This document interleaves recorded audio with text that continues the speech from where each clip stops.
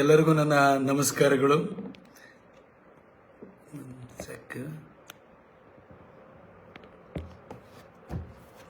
ಎಲ್ಲರಿಗೂ ನನ್ನ ನಮಸ್ಕಾರಗಳು. ಬಹಳ ಜನ ಕಾತರದಿಂದ ಕಾಯ್ತಾ ಇದ್ದೀರಿ. ಹಾಗೆ ತುಂಬ ಜನ ಎಷ್ಟೊತ್ತಿಗೆ ಬರ್ತೀಯಾ ಅಂತ ಹೇಳ್ಬಿಟ್ಟು ಮೆಸೇಜನ್ನು ಕೂಡ ಕಳಿಸ್ತಾ ಇದ್ದೀರಿ. ಬಹುಶಃ ಇದ್ರೊಳಗಡೆ ಈ ಫೇಸ್ಬುಕ್ ಲೈವಲ್ಲಿ ಯಾವುದೋ ಸೌಂಡ್ ಬೈಟ್ಸ್ ಸಿಗುವಂಥದ್ದೇನೋ ನಾನು ಹೇಳ್ತೀನಿ ಅಂತ ಏನಾದರೂ ನೀವು ಭಾವಿಸಿರ್ಬೋದು ಅಂತ ನಾನು ಅನ್ಕೊಳ್ತೀನಿ. ಬಹುಶಃ ಮೀಡಿಯಾದವರು ಕೂಡ ಅದನ್ನು ಕಾಯ್ತಾ ಇರ್ತಾರೆ, ಇವನು ಏನಾದ್ರು ಹೇಳ್ಬೋದಾ, ಯಾರನ್ನಾರು ಟೀಕೆ ಮಾಡ್ಬೋದಾ ಅಂತಲೂ ಕೂಡ ನೀವು ಕಾಯ್ತಾ ಇರ್ತೀರಿ ಅಂತ ನನಗೆ ಗೊತ್ತು. ಬೆಳಗ್ಗೆಯಿಂದ 1 ನಿಮಿಷ ಕಾಲ್ಗಳು ಬರ್ತಾ ಇದೆ.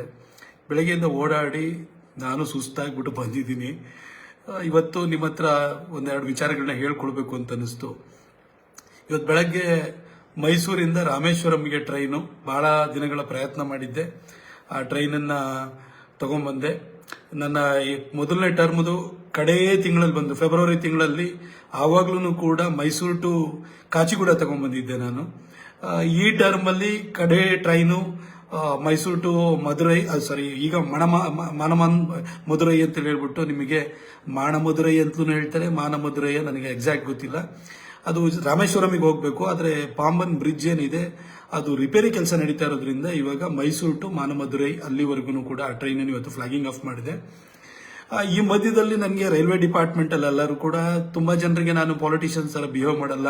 ಹಾಗಾಗಿ ನಾನು ಎಲ್ಲರ ಜೊತೆನೂ ಕೂಡ ಒಂದು ರೀತಿ ವೈಯಕ್ತಿಕ ಸ್ನೇಹ ಸಂಬಂಧವನ್ನು ನಾನು ಇಟ್ಕೊಂಡಿರೋದ್ರಿಂದ ಎಷ್ಟೋ ಜನ ನನಗೆ ಈ ರೇಟ್ಗಳು ಎಷ್ಟಿದಾವೆ, ಹೊಸದು ಯಾವ್ದು ಬರ್ತಾ ಇದೆ, ಒಂದೇ ಭಾರತ್ ಇನ್ನೆಷ್ಟು ಬರ್ತಾ ಇದೆ, ರೆಡಿ ಆಗ್ತಿದೆ, ನೀವು ಯಾವ್ದಾದ್ರು ತೊಗೊಳ್ಬೋದಿತ್ತು, ಈ ರೂಟಿಗೆ ತೊಗೋಬೋದು ನೋಡು ಅಂತೆಲ್ಲ ನಂಗೆ ಹೇಳ್ಕೊಡ್ತಾರೆ. ಹಾಗಾಗಿ ನನಗೆ ಅಲ್ಲಿ ಇಡಿ ಒಬ್ರು ಇದ್ದಾರೆ, ಸತ್ಯೇಂದ್ರ ಸಿಂಗ್ ಇರ್ಬೋದು, ಇಲ್ಲಿ CPTM ಇದ್ದಾರೆ, ಕ್ರಿಸ್ಟಫರ್ ಅಂತ ಇರ್ಬೋದು, ಎಲ್ಲರ ಜೊತೆನೂ ಒಳ್ಳೆ ರಿಲೇಷನ್ಶಿಪ್ ಇಟ್ಬಿಟ್ರಿಂದ ಹೇಳ್ತಾ ಇರ್ತಾರೆ. ನಾನು ಮೊನ್ನೆ ಮಾತಾಡ್ಬೇಕಾದ್ರೆ ಗೊತ್ತಾಯಿತು, 12ನೇ ತಾರೀಕು ಮೋದಿಜಿ ಅವರು ಬ್ಯಾಂಗ್ಳೂರಿಂದ ಚೆನ್ನೈಗೆ ಒಂದು ಮಾರ್ನಿಂಗ್ ಒಂದೇ ಭಾರತನ ಕೊಡ್ತಾ ಇದ್ದಾರೆ, ಫ್ಲಾಗಿಂಗ್ ಆಫ್ ಮಾಡ್ತಾ ಇದ್ದಾರೆ ಅಂತ ಗೊತ್ತಾಯಿತು. ಆಗ ನನಗನ್ನಿಸ್ತು, ನಮ್ಮ ಹತ್ರ ಈಗ ಒಂದೇ ಭಾರತ ಇದೆ, ಶತಾಬ್ದಿ ಎಕ್ಸ್ಪ್ರೆಸ್ ಇದೆ ಚೆನ್ನೈಗೆ ಹೋಗ್ಲಿಕ್ಕೆ. ಆದರೆ ಅದು ಮಧ್ಯಾಹ್ನ ಎರಡೂ ಕೂಡ ಅರ್ಧ ಗಂಟೆ ವ್ಯತ್ಯಾಸದಲ್ಲಿ ಹೊರಡುತ್ತೆ. ನಮ್ಮ ಬೆಳಗ್ಗೆ ಹೋಗಿ ಸಂಜೆ ಬರಬೇಕು. ಅದಕ್ಕೋಸ್ಕರವಾಗಿ ನಾನೇನು ಮಾಡಿದೆ, ಇಮಿಡಿಯೇಟ್ ಆಗಿ ಲೆಟರ್ ಡ್ರಾಫ್ಟ್ ಮಾಡಿಕೊಡು ಅಂತ ಅವರೇ ನನಗೆ ಇದು ಮಾಡಿ ಹೇಳ್ಕೊಟ್ರು. ನಾನು ಹೋಗಿ, ನೀನು ಮಿನಿಸ್ಟರ್ ಆಫ್ ರೈಲ್ವೇಸು ಅವ್ರನ್ನ ಕನ್ವಿನ್ಸ್ ಮಾಡಬೇಕು, ಬೋರ್ಡನ್ನು ಕನ್ವಿನ್ಸ್ ಮಾಡಬೇಕು ಅಂತ ಹೇಳಿದ್ರು. ನಾನು ಹೇಳಿದೆ, ನಾನು ಬೋರ್ಡನ್ನ ಈ ಮಿನಿಸ್ಟರ್ನ ಕನ್ವಿನ್ಸ್ ಮಾಡ್ಕೋತೀನಿ, ಬಟ್ ನೀವು ಇಲ್ಲಿಂದ ನಿಮ್ಮ ಹತ್ರ ಅಭಿಪ್ರಾಯ ಕೇಳಿದ ಕೂಡಲೇ ಪಾಸಿಟಿವ್ ರೆಸ್ಪಾಂಡ್ ಮಾಡಿ ಅಂತ ಹೇಳಿದೆ. ಅವರು ಕೂಡ ಓಕೆ ಅಂತ ಹೇಳಿದ್ರು. ಹಾಗೆ ನಾಳೆ ಬೆಳಗ್ಗೆ ಫ್ಲಾಗ್ ಆಫ್ ಆಗ್ತಾ ಇದೆ. ಆದರೆ ನಮ್ಮಲ್ಲಿ ಅದರದ್ದು ಮೈಸೂರಿಂದ ಬೆಳಗ್ಗೆ ಹೋಗಿ ಚೆನ್ನೈಗೆ ಹೋಗಿ ರಾತ್ರಿಗೆ ವಾಪಸ್ ಬರುತ್ತೆ. ರಾತ್ರಿ ಅದರದ್ದು ಮೇಂಟೆನೆನ್ಸ್, ಅಂದರೆ ಪ್ರೈಮರಿ ಮೇಂಟೆನೆನ್ಸ್ ಒಂದು 6 ಅವರ್ಸ್ ಬೇಕಾಗುತ್ತೆ. ಆ 6 ಅವರ್ಸ್ನ ಮೈಸೂರಿನಲ್ಲಿ ನಾವು ಸ್ಟೇಷನ್ ಮಾಡಿ ಅದರದ್ದು ಬ್ರೇಕ್ ಶೂ ಇರ್ಬೋದು, AC ಇರ್ಬೋದು, ಎಲ್ಲ ಚೆಕ್ ಮಾಡ್ತಾರೆ, ಕ್ಲೀನಿಂಗ್ ಇರುತ್ತೆ. ಆದರೆ ನಮ್ಮ ಹತ್ರ ಅದಕ್ಕೊಂದು ಪಿಟ್ ಲೈನ್ ಬೇಕಾಗುತ್ತೆ. ಅದು AC ಎಲ್ಲ ಚೆಕ್ ಮಾಡಿದ್ರೆ ಅದಕ್ಕೆ ಎಲೆಕ್ಟ್ರಿಫಿಕೇಶನ್ ಆಗಿರಬೇಕಲ್ಲ. ಹಾಗಾಗಿ ಅದು ಸ್ವಲ್ಪ ವಿಳಂಬ ಆಗ್ತಾ ಇರೋದ್ರಿಂದ ನಮಗೆ ನಾಳೆ ಅದು ಚೆನ್ನೈಯಿಂದ ಫ್ಲಾಗಿಂಗ್ ಆಫ್ ಆಗುತ್ತೆ, ಬ್ಯಾಂಗ್ಳೂರ್ ಬಂದು ಮತ್ತೆ ಚೆನ್ನೈಗೆ ಹೋಗುತ್ತೆ. ಏಪ್ರಿಲ್ 5ನೇ ತಾರೀಕಿಂದ ಅದು ಮೈಸೂರಿಂದ ಹೊರಟು ಚೆನ್ನೈಗೆ ಹೋಗಿ ವಯಾ ಬ್ಯಾಂಗ್ಳೂರ್ ಚೆನ್ನೈಗೆ ಹೋಗಿ ಚೆನ್ನೈಯಿಂದ ಮೈಸೂರಿಗೆ ಬರುತ್ತೆ. ಯಾಕೆ ಹೇಳ್ತೀನಿ, ಇದು 13ನೇ ಟ್ರೈನ್ ಆಗುತ್ತೆ. ಅಷ್ಟರೊಳಗಡೆ ಫ್ಲಾಗಿಂಗ್ ಆಫ್ ಮಾಡ್ಲಿಕ್ಕೆ ನನ್ನ ಕೆಲ ಆಗಲ್ಲ. ಯಾಕೆ ಅಂತಂದರೆ ಚುನಾವಣೆ ಮಧ್ಯದಲ್ಲಿ ಇರ್ತೀವಿ ನಾವೆಲ್ಲ. ನಾನು ಕಳೆದ 10 ವರ್ಷ, ಈಗ ಇನ್ನೊಂದು 4-5 ದಿನದಲ್ಲಿ ನೋಟಿಫಿಕೇಶನ್ ಆಗ್ಬೋದು, ಅಥವಾ ಎನಿ ಟೈಮ್ ಆಗ್ಬೋದು. ಬಹುಶಃ 13-14 ನಂತರನೇ ಆಗುತ್ತೆ ಅಂತ ಭಾವಿಸ್ತೀನಿ. 15ರೊಳಗಡೆ ಆಗ್ಬೋದು ಅಂತ ಅನ್ಕೊಳ್ತೀನಿ. ಲಾಸ್ಟ್ ಟೈಮ್ 11ನೇ ತಾರೀಕು ಆಗಿತ್ತು, ಮಾರ್ಚ್ 11ನೇ ತಾರೀಕು. 15ನೇ ತಾರೀಕು ಅಷ್ಟರೊಳಗಡೆ ಖಂಡಿತ ಅದು ನೋಟಿಫಿಕೇಶನ್ ಆಗುತ್ತೆ. ಇನ್ನೊಂದು 2-3 ದಿನ ನನಗೆ ಕೆಲಸ ಮಾಡಲಿಕ್ಕೆ ಉಳಿದಿದೆ. ಈ ಒಂದು 10 ವರ್ಷಗಳಲ್ಲಿ ನನ್ನನ್ನು ತುಂಬ ಜನ ನೀವೆಲ್ಲ ಪ್ರೀತಿಸಿದಿರಿ, ನನಗೆ ಪ್ರೋತ್ಸಾಹಿಸಿದಿರಿ, ಟೀಕ್ಸಿದಿರಿ, ನನಗೆ ಚಾಟಿಯೇಟ್ ಕೊಟ್ಟಿದ್ದೀರಿ, ಬೈದಿದ್ದೀರಿ, ನನ್ನನ್ನು ತಿದ್ದಿದ್ದೀರಿ, ಎಲ್ಲ ತುಂಬ ನೀವೆಲ್ಲ ಸಹಾಯನ ಮಾಡಿದಿರಿ. ನನ್ನ ಪತ್ರಕರ್ತನಿದ್ದಾಗಲೂ ಕೂಡ ನನ್ನ ಸೈದ್ಧಾಂತಿಕ ನಿಲುವು ಬಗ್ಗೆ ಬಹಳ ತದ್ವಿರುದ್ಧವಾದಂಥ ನಿಲುವನ್ನು ಇಟ್ಕೊಂಡು ನನ್ನ ಟೀಕೆನೂ ಮಾಡಿದವರು ಇದ್ದೀರಿ. ಪತ್ರಕರ್ತನ ಆ ಒಂದು ಕ್ಷೇತ್ರವನ್ನು ಬಿಟ್ಟುಬಿಟ್ಟು ನಾನು ಇಲ್ಲಿಗೆ ಬಂದಾಗಲೂ ಕೂಡ ನೀವು ತುಂಬ ನನ್ನನ್ನು ಎಲ್ಲ ರೀತಿಯಲ್ಲೂ ಕೂಡ ನನ್ನ ಓರೆಗಲ್ಲಿ ಹಚ್ಚಿ ನೋಡಿದಿರಿ, ನನ್ನನ್ನು ಎಲ್ಲ ರೀತಿಯಲ್ಲೂ ಕೂಡ ನನ್ನನ್ನು ಬೆಳೆಸಿದಿರಿ ನೀವೆಲ್ಲ. ಅದಕ್ಕೋಸ್ಕರ ಒಂದೆರಡು ಮುಕ್ತವಾಗಿ ನಿಮ್ಮನ್ನು ಈ 10 ವರ್ಷ ಕಂಪ್ಲೀಟ್ ಆಗ್ತಾ ಇರುವಂಥ ಸಂದರ್ಭದಲ್ಲಿ ನಾನು ಒಂದೆರಡು ಮಾತನಾಡಲಿಕ್ಕೆ ಇಷ್ಟಪಡ್ತೀನಿ. ನಾನು ಪತ್ರಕರ್ತ ಇರಬೇಕಾದ್ರೆ ಎಲ್ಲರೂ ಕೂಡ ಭಾಳ ಡ್ಯಾಶಿಂಗ್ ಆಗಿ ಬರೀತಾನೆ, ಆ ನೇರವಂತಿಕೆ, ನಿಷ್ಠುರತೆ ಇದೆಯಲ್ಲ, ಅದನ್ನೆಲ್ಲರೂ ಕೂಡ ಇಷ್ಟಪಡೋರು. ಏನು ಯಾರಿಗೂ ಕೇರ್ ಮಾಡಲ್ಲ, ಬರೀತಾನೆ, BJPಯವ್ರಿಗೂ ಬಿಡಲ್ಲ, ಕಾಂಗ್ರೆಸ್ಸವ್ರಿಗೂ ಬಿಡಲ್ಲ, ಯಾರಿಗೂ ಬಿಡಲ್ಲ ಅಂತ ಹೇಳ್ಬಿಟ್ಟು ನನ್ನನ್ನು ಎಲ್ಲರೂ ಕೂಡ ನನ್ನನ್ನು ಇಷ್ಟಪಡೋರು. ಯಾರು ಎಲ್ಲೇ ಹೋಗಿ ಸಿಕ್ಕಿದಾಗ್ಲೂ ಕೂಡ ತುಂಬ ಜನ ನನ್ನನ್ನು ಬಂದ್ಬಿಟ್ಟು ಏನು ಧೈರ್ಯದಿಂದ ಬರೀತೀಯ ಅಂತೆಲ್ಲ ಹೇಳೋರು. ತುಂಬ ಜನ ಬಂದ ಕೂಡಲೇ ಯಾರೋ ನಾರ್ತ್ ಇಂಡಿಯನ್ ಇರಬೇಕು ನಿನ್ನ ಹೆಸರು ನೋಡಿದಾಗ ನೀನಾದರೆ ನೀನು ಟ್ರಾನ್ಸ್ಲೇಷನ್ ಮಾಡಿ ಕನ್ನಡಕ್ಕೆ ಹಾಕ್ತಿದ್ದಾರೆ ಅಂತ ಅಂದ್ಕೊಳ್ತೀವಿ. ಆದರೆ ಟ್ರಾನ್ಸ್ಲೇಷನ್ ಅಷ್ಟು ಪವರ್ಫುಲ್ ಆಗಿ ಬರೋಲ್ಲ, ನೀನು ಇಷ್ಟು ಚೆನ್ನಾಗಿ ಬರೀತೀಯಲ್ಲ, ನೀನು ಕನ್ನಡದವನೇ ಅಂತ ನಮಗೆ ಗೊತ್ತಿಲ್ಲ ಅಂತಲೂ ಕೂಡ ಹೇಳಿದವರಿದ್ದಾರೆ. ಅಲ್ಲಿ ನನ್ನ ನೇರವಂತಿಕೆ, ನಿಷ್ಠುರತೆ ಅನ್ನೋದು ನನ್ನ ಸ್ಟ್ರೆಂತ್ ಆಗಿತ್ತು. ಪಾಲಿಟಿಕ್ಸಿಗೆ ಬಂದೆ, ಅದು ಮೈಸೂರು ಮತ್ತು ಕೊಡಗು ಬಿಡಿ, ಕೊಡಗು ಜನನೇ ಒಂಥರ, ಅಲ್ಲಿ ಜನ ಒಂಥರ ಪೇಟ್ರಿಯಾಟಿಸಮ್ ಅನ್ನೋದು ತುಂಬ ಜಾಸ್ತಿ ಇದೆ ಅಲ್ಲಿ. ಕೊಡವ ಜನಾಂಗದವ್ರು ಎಂತನೂ ಕೂಡ ಅವ್ರ ಬ್ಲಡ್ಡಲ್ಲಿ, ಅವ್ರ DNA ಆ ಒಂದು ದೇಶ, ಅದ್ರದ್ದು ಪ್ರೊಟೆಕ್ಷನ್ನು ಇಂಥದ್ರ ಬಗ್ಗೆ ಇದೆ. ಹಾಗಾಗಿ ಅವ್ರು ಸಹಜವಾಗಿ ಸಣ್ಣ ಪುಟ್ಟ ನಮ್ಮ ತಪ್ಪುಗಳಿತ್ತು ಅಂದ್ರೂ ಕೂಡ ಮನ್ನಿಸ್ಬಿಟ್ಟು ನಮಗೆ ಓಡಾಕ್ಬಿಡ್ತಾರೆ ಅವರು. ಆ ಥರ ಪ್ರೀತಿ ಇರೋಂಥದ್ದು. ಆದರೆ ಕುಶಾಲನಗರ ಬ್ರಿಡ್ಜ್ ದಾಟಿ ಇಲ್ಲಿ ಬಂದಾದ ಕೂಡಲೇ ನಮ್ಮ ಹತ್ರ ಜಾತಿಗಳು ಜಾಸ್ತಿ, ಒಡಕುಗಳು ಜಾಸ್ತಿ. ಅದು ಕೇಳಿದ್ದು ಮೈಸೂರು ಮಹಾರಾಜರೂರು. ಈ ಮಹಾರಾಜರೂರಿನಲ್ಲಿ ಹೇಗೆ ಅಂತಂದರೆ, ಈ ಮಹಾರಾಜರೂರಿನಲ್ಲಿ ಹೊಗಳು ಭಟ್ರು ಇರ್ತಾರೆ, ಚಾಡಿಕೋರರು ಇರ್ತಾರೆ, ಎಲ್ಲ ಥರದವ್ರು ಇರ್ತಾರೆ ಇಲ್ಲಿ. ಹಾಗಾಗಿ ಇಲ್ಲಿ ರಾಜಕಾರಣ ಮಾಡೋದು ಭಾಳ ಕಷ್ಟ. ಈ ಮೈಸೂರು ಭಾಗ ಹೇಗೆ ಅಂತಂದರೆ, ನಮ್ಮ RSS ಸ್ಟಾಲ್ವರ್ಡ್ಸ್ ಕೂಡ ಮೈಸೂರಿನಲ್ಲೇ ಬಂದಿದ್ದು. ಅದು ನಿಮಗೆ ಕೃಷ್ಣಪ್ಪನವ್ರು ಇರ್ಬೋದು, ಮೈಸಾ ಜಯದೇವರು ಇರ್ಬೋದು, ಸೂರಮ್ಮಣ್ಣವ್ರು ಇರ್ಬೋದು, ಎಲ್ಲರೂ ಈ ಭಾಗದಲ್ಲೇ ಬಂದಿದ್ದು. ಆದರೆ ಇಲ್ಲಿ ಏನು ಅಂತಂದರೆ, ಇಲ್ಲಿ ಅಷ್ಟು ಸುಲಭವಾಗಿ ಯಾವುದೇ ಸಂಘಟನೆ ಸಿದ್ಧಾಂತ ಬೇರ್ಪಡೋದು ಬಹಳ ಕಷ್ಟ. ಯಾಕೆಂದರೆ ಅಷ್ಟು ಜಾತಿಯ ಒಡಕುಗಳಿದೆ. ಇದ್ರ ಮಧ್ಯದಲ್ಲಿ ನಾನು ಇಲ್ಲಿ ಬಂದು ಅಭಿವೃದ್ಧಿ ಕೆಲಸ ಮಾಡಬೇಕು, ಪಾಲಿಟಿಕ್ಸ್ ಮಾಡಬೇಕು, ಸಂಘಟನೆ ಕಟ್ಟಬೇಕು, ಎಲ್ಲ ಕೆಲಸಗಳು ನನ್ನ ತಲೆ ಮೇಲೆ ಬಂತು. ನಾನು ಅಲ್ಲಿ ಏನು ನೇರ ನಿಷ್ಠುರತೆಯಿಂದ ಇದು ಬಂದು ಆ ಪತ್ರಕರ್ತನ ಅವತಾರದಲ್ಲಿ ಬಂದು ಪಾಲಿಟಿಷಿಯನ್ ಆಗ್ಬಿಟ್ಟೆ. ನಾನು ಅದನ್ನೇ ಕೂಡ ತಿರ್ಸಟ್ಟಾಗಿ ನಾನು ಮಾತಾಡ್ತಿದ್ದೆ, ಕಿರಿಕಿರಿ ಆಗ್ತಿತ್ತು. ಅಲ್ಲಿ ನಾನು ಯಾವುದೋ ಮೂಡಲ್ಲಿ ಬರೀತಾ ಇದ್ದೆ. ಇಲ್ಲಿ ಆಗಲ್ಲ, ಮೂಢನಂಬಿಕೆ ಕೆಟ್ಟಿರಲಿ ಸರಿ ಇರಲಿ, ಜನರ ಜೊತೆ ಮಾತ್ರ ನಗ್ತಾ ಮಾತಾಡ್ತಿರ್ಬೇಕು. ಇದಕ್ಕೆ ಫೀಲ್ಡಿಗೆ ಅಡಾಪ್ಟ್ ಮಾಡ್ಕೊಳ್ಳೋಕ್ಕೆ ನನಗೆ ಭಾಳ ಕಷ್ಟ ಆಗೋಗ್ಬಿಡ್ತು.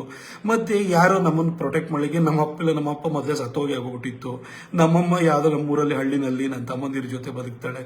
ನನಗೆ ಯಾವ ಹಿನ್ನೆಲೆನೂ ಇಲ್ಲ, ಯಾವ ಫೈನಾನ್ಷಿಯಲ್ ಬ್ಯಾಕಿಂಗ್ ಇಲ್ಲ, ಏನಿಲ್ಲ. ಸಂಘದ ಆಶೀರ್ವಾದ, ಹಿರಿಯರ ಆಶೀರ್ವಾದ, ಬಂದೆ ಅನಾಮತ್ತಾಗಿ MP ಆದೆ. ಬಟ್ ಅದಾದ್ಮೇಲೆ ನನಗೆ ನಿಜವಾಗ್ಲೂ ಹೇಳ್ತೀನಿ, ಸುಸ್ತೊಡೆಯಕ್ಕೆ ಶುರುವಾಗ್ಬಿಟ್ಟೆ. ಏನು ಟೀಕೆಗಳು, ಇದನ್ನೆಲ್ಲ ನಿಭಾಯಿಸ್ಕೊಂಡು ಹೆಂಗಪ್ಪ ಬರೋದು. ಸಡನ್ ನಾನು MP ಆಗ್ಬಿಟ್ಟೆ. ಗ್ರಾಮ ಪಂಚಾಯತಿನ ಗೆಲ್ಸು, ತಾಲೂಕ್ ಪಂಚಾಯತಿ ಗೆಲ್ಸು, ಜಿಲ್ಲಾ ಪಂಚಾಯತಿ ಗೆಲ್ಸು. ನಾನೇ ಕಷ್ಟದಲ್ಲಿ 31,000ದಲ್ಲಿ ಗೆದ್ಕೊಂಬಂದಿನಿ. ಇವೆಲ್ಲ ಗೆಲ್ಸಕ್ಕೆ ನನ್ನ ಕೈಲಿ ಆಗುತ್ತಾ? ಅದು ಒಬ್ಬ ಲೀಡರ್ ಮೇಲೆ ಒಂದು ವಿಶ್ವಾಸ ಬರಬೇಕಲ್ವಾ? ಆ ವಿಶ್ವಾಸ ಗಳಿಸ್ಬೇಕಾದ್ರೆ ಬಹಳಷ್ಟು ನಾವು ನಮ್ಮ ಅಭಿವೃದ್ಧಿ ಕಾರ್ಯಗಳ ಮುಖಾಂತರ ಜನರನ್ನ ನಾವು ಅವ್ರ ಹತ್ರಕ್ಕೆ ಹೋಗ್ಬೇಕಾಗುತ್ತೆ. ಹಾಗಾಗಿ ನನಗೆ ತುಂಬ ನಾನು 2014ರಲ್ಲಿ MP ಆದೆ. 2015ರಲ್ಲಿ ಜಿಲ್ಲಾ ಪಂಚಾಯತ್, ತಾಲೂಕ್ ಪಂಚಾಯತಿ ಚುನಾವಣೆ. ಪ್ರತಾಪ್ ಸಿಂಹ 1 ಸೀಟನ್ನು ಗೆಲ್ಸ್ಬಿಟ್ಟು ನಾವು ಕ್ಷೇತ್ರದಲ್ಲಿ ಅಂತಾರೆ. 1 ಸೀಟನ್ನು ಗೆಲ್ಸಕ್ಕೆ ನನ್ನ ಕೈಲಿ ನಾನೇ ತಳ ಊರ್ಬೇಕು, ಬೇರೂರ್ಬೇಕು.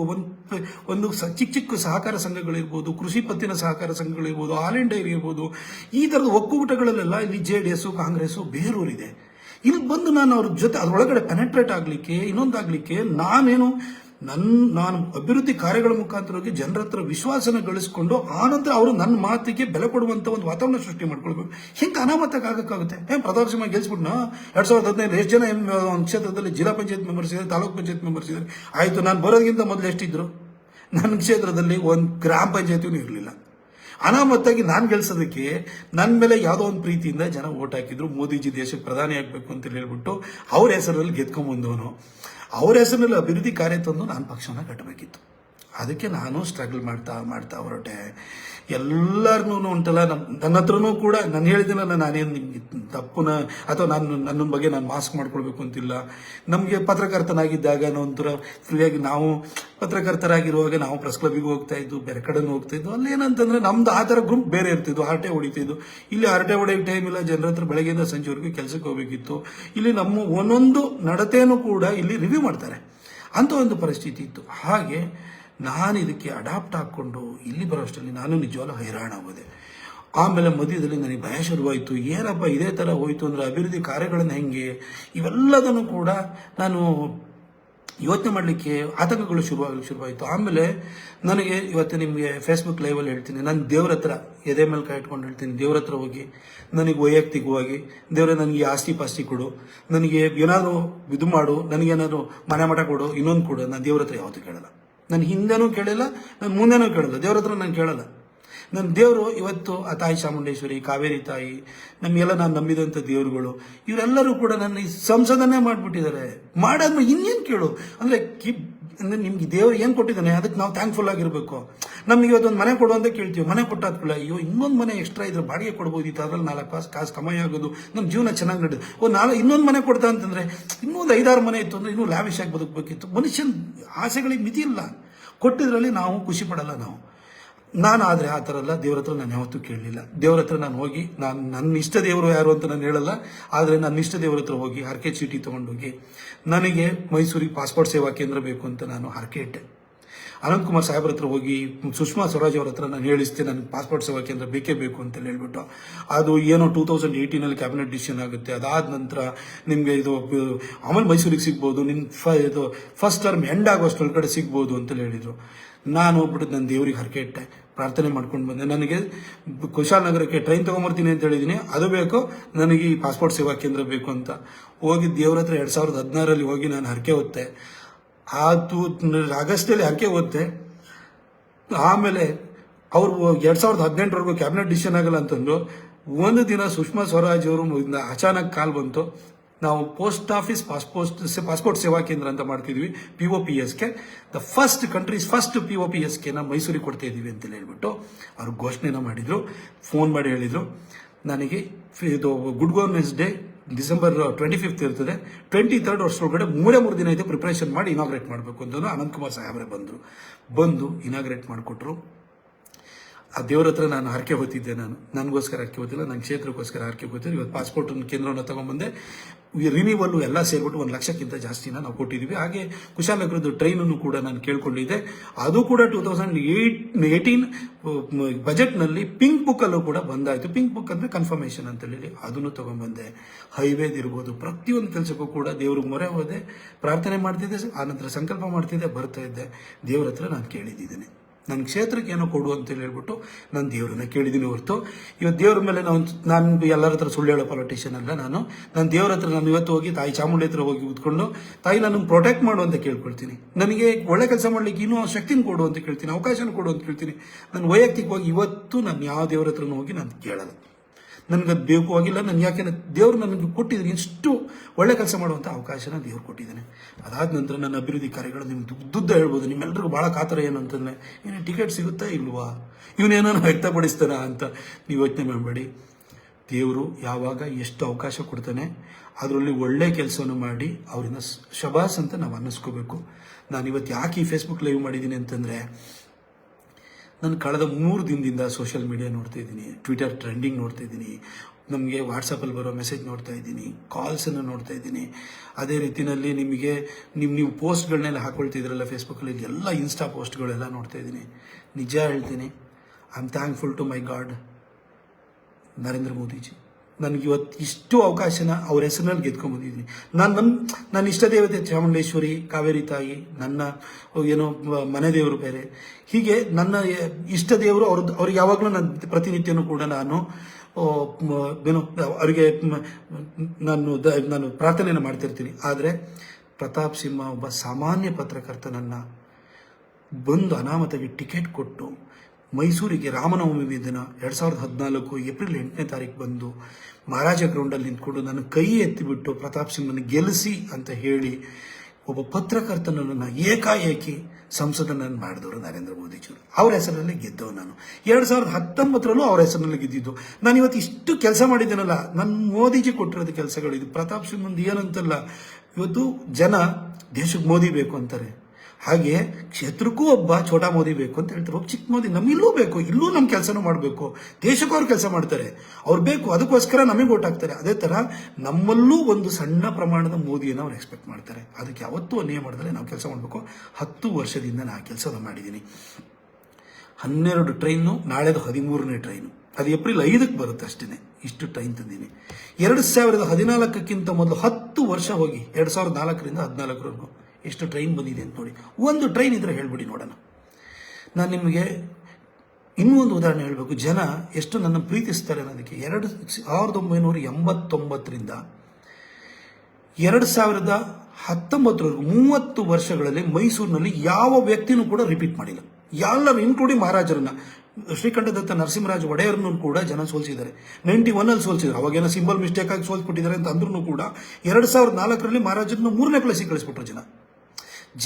ಇವತ್ತೇನು ಅಂತಂದರೆ, ಅವ್ರ ಮನೆ ಬಾಗಿಲು ಕಾಯೋರು ಬೇಕು, ಜನ ಹೋಗಿ ಬೇರೆಯವ್ರ ಮನೆ ಬಾಗಿಲು ಕಾಯಬಾರ್ದು. ನಾನು ನನ್ನನ್ನು 2014ರಲ್ಲಿ ಗೆಲ್ಸಾದ ನಂತರ ನನ್ನ ಸಿಟ್ಟು ಸೆಡವುಗಳ ಆಚೆಗೂ ಕೂಡ ನಾನು ಯಾವಾಗಲೂ ಕೂಡ ಜನ ಬಂದು ಸಾರ್ ನಮಸ್ಕಾರ ಸಾರ್ ಸಾಹೇಬ್ರೇ ಅಂತ ಅನ್ನೋರು. ನಾನು ಯಾವಾಗಲೂ ಕೂಡ ಸಾರ್ ಬೇಕಾದ್ರೆ ಹೇಳಿ, ಕೈ ಮುಗಿಯಕ್ಕೆ ಬರಬೇಡಿ, ಕಾಲಿಗೆ ನಮಸ್ಕಾರ ಮಾಡಕ್ಕೆ ಬರಬೇಡಿ ಅಂತ ಹೇಳ್ತೀನಿ. ಯಾಕೆಂದರೆ ಚುನಾವಣೆ ಬಂದರೆ ಅವ್ವ ಅಕ್ಕ ಓಟಕ್ಕವ್ವ, ಒಂದಿದು ತಾವರೆ ಹೋಗಿ ಓಟಕ್ಕವ್ವ ಅಂತ ನಾವೇ ಹೇಳ್ತೀವಿ, ನಾವು ಅವ್ರ ಹತ್ರ ಕೈ ಮುಗಿತೀವಿ.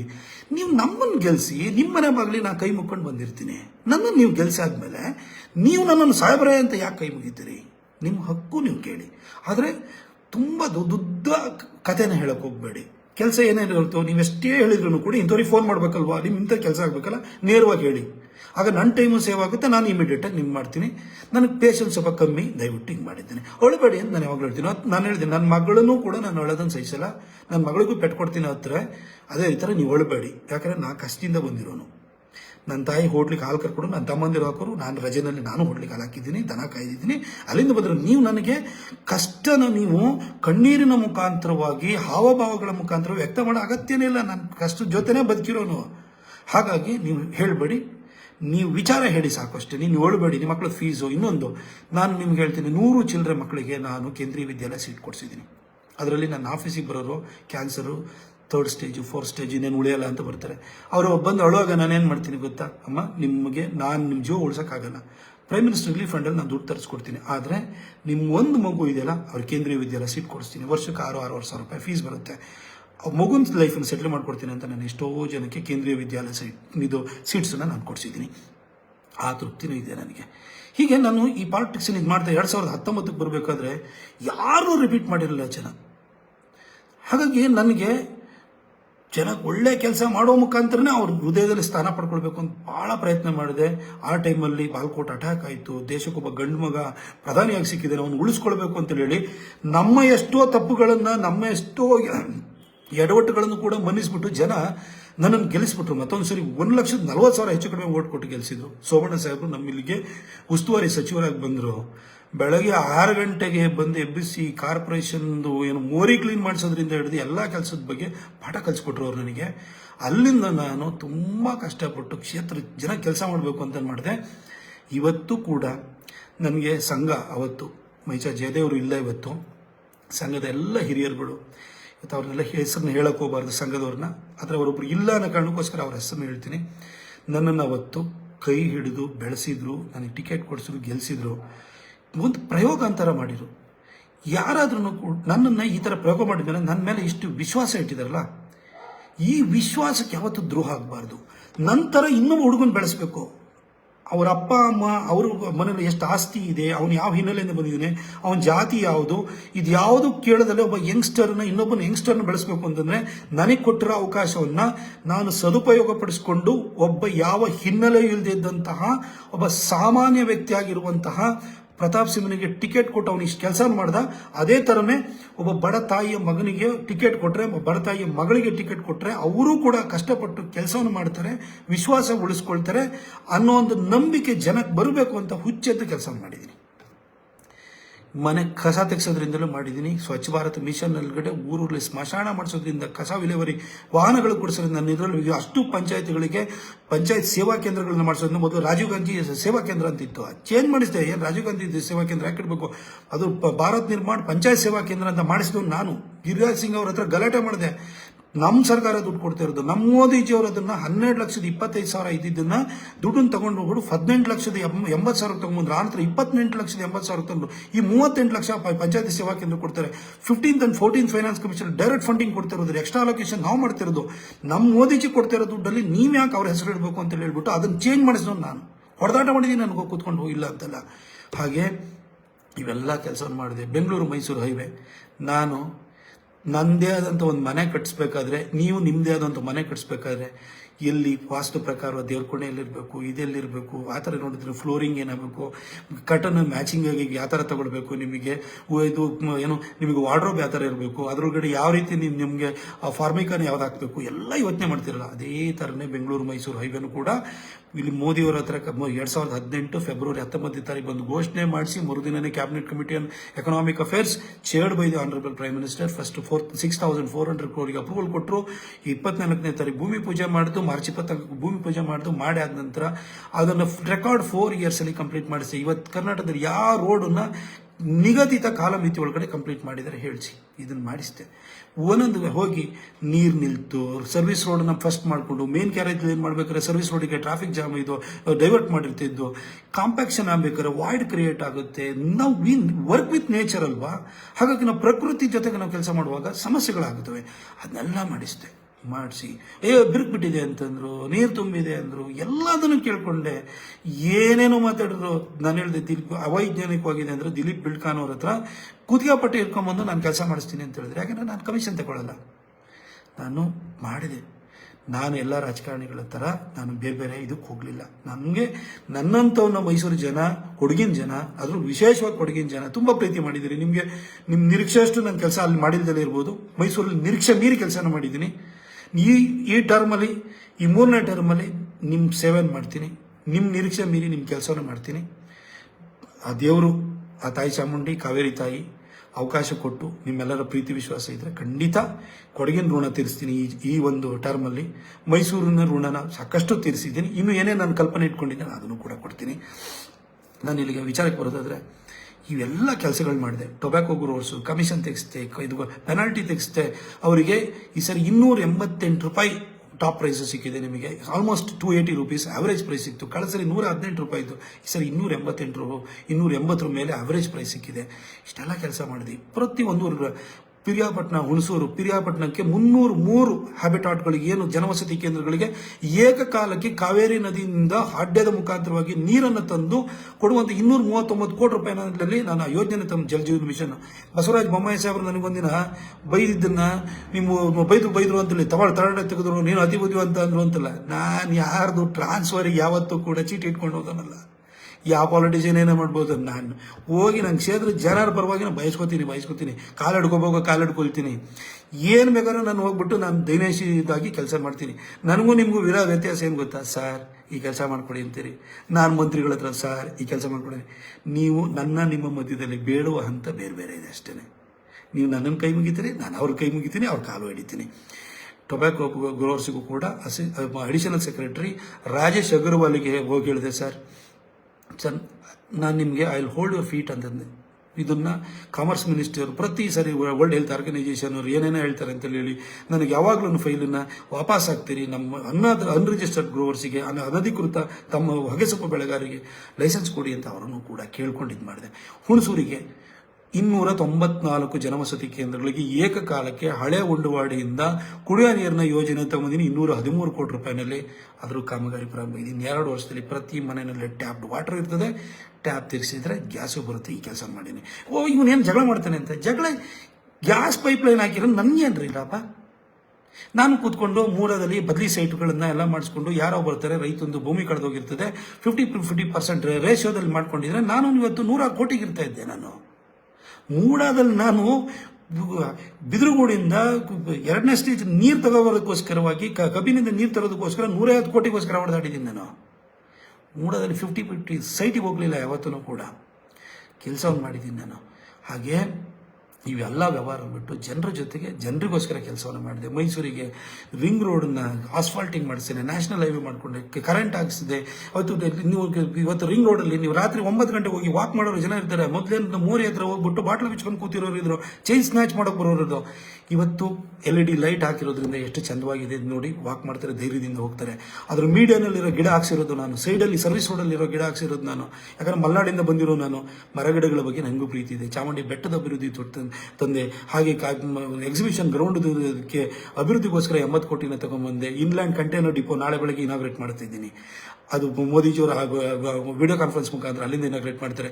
ರಾಜ್ಯದ 2ನೇ ಇನ್ಲ್ಯಾಂಡ್ ಕಂಟೈನರ್ ಡಿಪೋ, ಒಂದು ವೈಟ್ ಫೀಲ್ಡ್ ಅಲ್ಲಿ ಇದೆ, ಅದನ್ನು ಮೈಸೂರಿಗೆ 2ನೇ ತಗೊಂಡ್ಬಂದಿದ್ದೀನಿ. ಮಲ್ಟಿ ಮೋಡಲ್ ಲಾಜಿಸ್ಟಿಕ್ ಪಾರ್ಕ್ ಅಥವಾ container corporation of India goods terminal, railway goods terminal ಅಂತ. ಯಾಕಂದ್ರೆ ಇಂಡಸ್ಟ್ರಿ ಡೆವಲಪ್ಮೆಂಟ್ಗೆ ಇಂಪಾರ್ಟೆಂಟು, ಅದನ್ನು ತಗೊಂಡ್ಬಂದಿದ್ದೀನಿ. ಹಾಗೆ ಕೊಡಗಿನಲ್ಲೂ ಕೂಡ ನಿಮಗೆ ಕ್ರಿಟಿಕಲ್ ಕೇರ್ ಸೆಂಟರ್ ಮಾಡಲಿಕ್ಕೆ 29 ಕೋಟಿನ ತಗೊಂಡ್ಬಂದೆ. ಅದಕ್ಕೆ 100 ಕೋಟಿ ರೂಪಾಯಿನ ಡಾಕ್ಟರ್ ಅಶ್ವಥ್ ನಾರಾಯಣ ಅವರು ಮೆಡಿಕಲ್ ಎಜುಕೇಷನ್ ಮಿನಿಸ್ಟರ್ ಆಗಿದ್ದಾಗ ಅದನ್ನ ನ್ಯೂ ಮೆಡಿಕಲ್ ಕೌನ್ಸಿಲ್ ಬಿಲ್ ಪ್ರಕಾರವಾಗಿ ಅದನ್ನ 750 ಬೆಡೆಡ್ ಮಾಡಬೇಕು. ಅದಕ್ಕೋಸ್ಕರ ಅದ್ರ ಬಿಲ್ಡಿಂಗ್ ವಿಸ್ತರಣೆ ಮಾಡಲಿಕ್ಕೆ ಅದಕ್ಕೂ 100 ಕೋಟಿ ತಗೊಂಡ್ಬಂದಿದ್ದು. ಅಲ್ಲೂ ಕೂಡ ಜಲ್ ಜೀವನ್ ಮಿಷನ್ ಅಲ್ಲಿ 150 ಕೋಟಿ, ಹಾಗೆ ಅಮೃತ್ ಯೋಜನೆಯಲ್ಲಿ ಕುಶಾಲನಗರ, ಸೋಮವಾರಪೇಟೆ, ಮಡಿಕೇರಿ ಮತ್ತು ವಿರಾಜಪೇಟೆ ಇದ್ರದ ಕುಡಿಯೋ ನೀರು ಕೊಡೋದಕ್ಕೋಸ್ಕರ 146 ಕೋಟಿ ತಗೊಂಡಿದ್ವಿ. ಎಲ್ಲ ನಮ್ಮ MLAಗಳು ಕೂಡ ಕೈ ಜೋಡಿಸಿ ಕೆಲಸ ಮಾಡಿದ್ದಾರೆ. ಮೈಸೂರಿನಲ್ಲಿ 4 ಪಟ್ಟಣ ಪಂಚಾಯತಿ, 1 ನಗರಸಭೆಯ ಕುಡಿಯೋ ನೀರನ್ನು ಕೊಡೋದಕ್ಕೋಸ್ಕರವಾಗಿ 361 ಕೋಟಿ ರೂಪಾಯಿ ತಗೊಂಡಿದ್ದೀನಿ. ಎಲ್ಲ ಕೆಲಸ ಕಾಮಗಾರಿಗಳು ನಡೀತಾ ಇದೆ. ಹಳೆ ಗುಂಡುವಾಡಿ ಜಿ ಟಿ ದೇವೇಗೌಡರ ಕನಸಿನ ಕೂಸು, ಅದಕ್ಕೆ ಇನ್ನೂ 250 ಕೋಟಿ ಎಕ್ಸ್ಟ್ರಾ ಕೊಡಿಸ್ಬಿಟ್ಟು ಅದಕ್ಕೂ ಕೂಡ ಅದರಿಂದಲೂ ಕುಡಿಯೋ ನೀರನ್ನ ತಗೊಂಡ್ಬರ್ತಾ ಇದ್ದೀನಿ. ಎಲ್ಲ ಕೆಲಸ ಮಾಡಿರೋ ಜೊತೆಗೆ ಮೈಸೂರಿಗೆ ಮೆಟ್ರೋ ತರ್ತೀನಿ. ನಾನು ಪ್ರಾಮಿಸ್ ಮಾಡಿದ್ದೀನಿ, ಮೆಟ್ರೋ ತರ್ತೀನಿ. ನೀವು ಯಾರು ನನ್ನ ಕ್ರಿಕೆಟ್ ಸ್ಟೇಡಿಯಂ ಮಾಡು ಅಂತ ಹೇಳಿಲ್ಲ. ಉಯ್ಲಾಳು ಹತ್ರ ಅದಕ್ಕೂ ಜಾಗ ಕೊಡಿಸಿ ಅದನ್ನೂ ಕೂಡ ಮಾಡಿಸ್ತೀನಿ. 26 ಎಕರೆ ಜಾಗ ಕೊಡಿಸಿದ್ವಿ. ಬ್ರಿಜೇಶ್ ಪಟೇಲ್ ಅವ್ರ ಹತ್ರ ಹೋಗಿ ಮಾತಾಡಿ ಅದಕ್ಕೆ ಅವರು ದುಡ್ಡನ್ನು ಇನ್ವೆಸ್ಟ್ಮೆಂಟ್ ಮಾಡಲಿಕ್ಕೂ ಮುಂದೆ ಬಂದಿದ್ದಾರೆ. ಎಲ್ಲ ಕೆಲಸನೂ ಮಾಡಿದ್ದೀನಿ. ನಾನು ನಿಮಗೆ ಅದ್ರ ಜೊತೆಗೆ ಗ್ರೇಟರ್ ಮೈಸೂರು ಕನ್ಸ್ಕೊಂಡಿನಿ. ಔಟರ್ ಪೆರಿಫೆರಲ್ ರಿಂಗ್ ರೋಡು, ನೀವೆಲ್ಲ ಟಿವಿಯಲ್ಲಿ ಎಲ್ಲ ಪ್ರತಾಪ್ ಸಿಂಹ ಟಿಕೆಟ್ ಸಿಗುತ್ತೋ ಇಲ್ವಾ ನೋಡಿ, ಅದು ತಾಯಿ ನಿರ್ಧಾರ ಮಾಡ್ತಾಳೆ. ಇಲ್ಲಿವರೆಗೂ ಅವಕಾಶ ಕೊಟ್ಟಾಳೆ. ನಾನು I should be grateful to goddess Chamundeshwari and Kaveri Mata, Igguthappa, ಹಾಗೆ ದ ಪೀಪಲ್ ಆಫ್ ಮೈಸೂರು ಮತ್ತು ಕೊಡಗು. ನೀವು ಇಷ್ಟು ಕೊಟ್ಟಿದ್ದೀರಿ.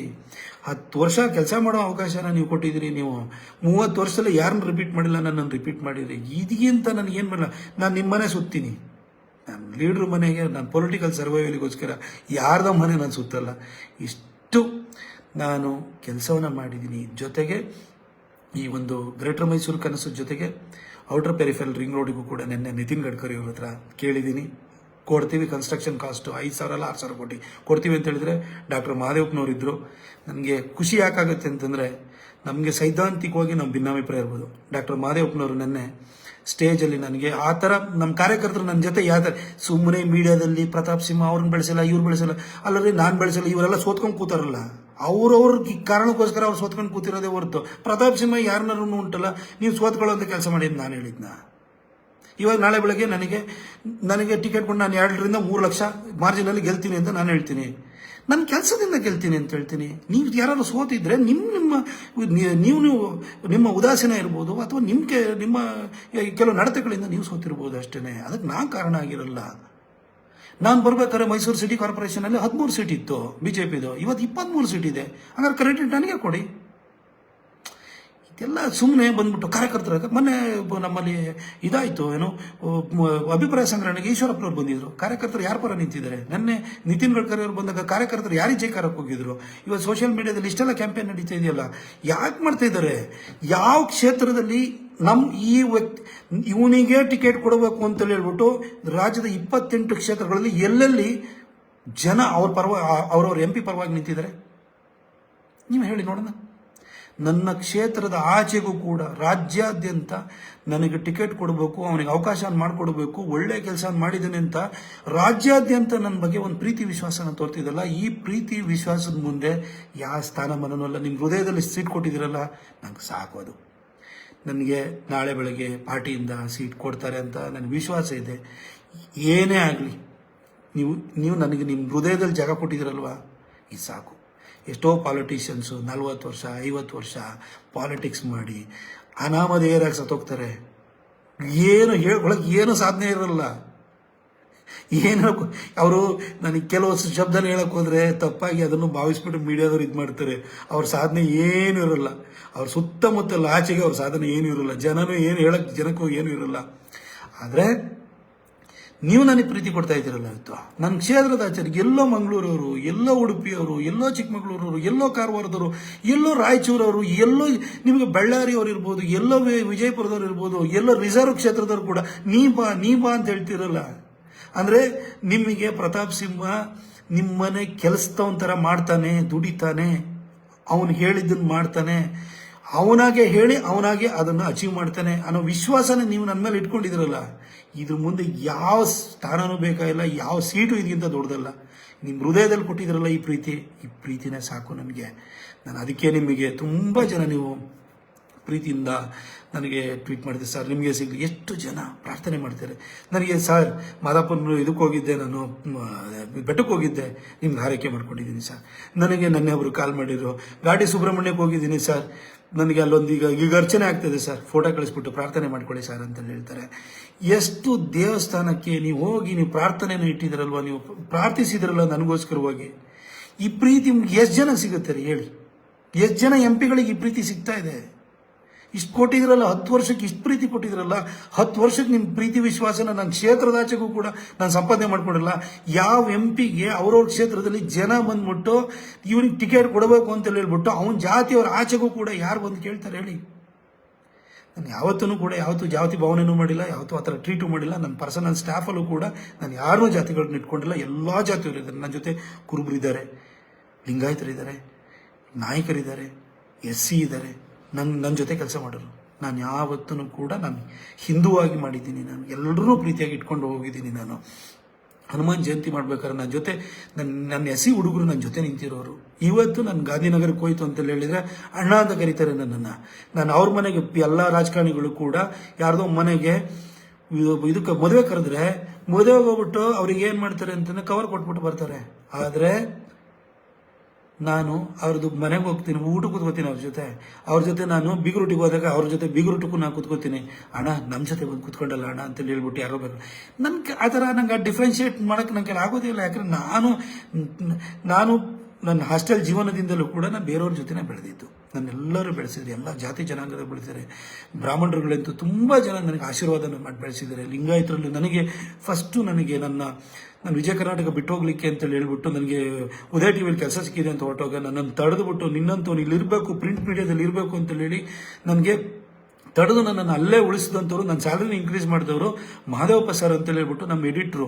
ನನಗೆ ವೇದಿಕೆ ಕೊಟ್ಟಂಥವ್ರು, ನನಗೆ ವಿಶ್ವೇಶ್ವರ ಭಟ್ರು, ಎಲ್ಲ ಸು ರಮಾಕಾಂತ್ ಸರ್ ಅವರೆಲ್ಲ ಇದ್ದರೂ ಕೂಡ ನನಗೆ ಪ್ರೀತಿ ಕೊಟ್ಟಂಥವ್ರು ಯಾರು? ವಿಜಯ್ ಸಂಕೇಶ್ವರ್ ಸಾಹೇಬರು, VRLನ ಮಾಲೀಕರು. ಅವ್ರನ್ನ ತುಂಬ ಪ್ರೀತಿ ಕೊಟ್ಟಿದ್ದಾರೆ, ನನ್ನ ಬೆಳೆಸಿದ್ದಾರೆ. ನನಗೆ ನನ್ನ ಫಾರ್ಮ್ಯಾಟಿವ್ ಡೇಸಲ್ಲೂ ಕೂಡ ಸ್ವಲ್ಪ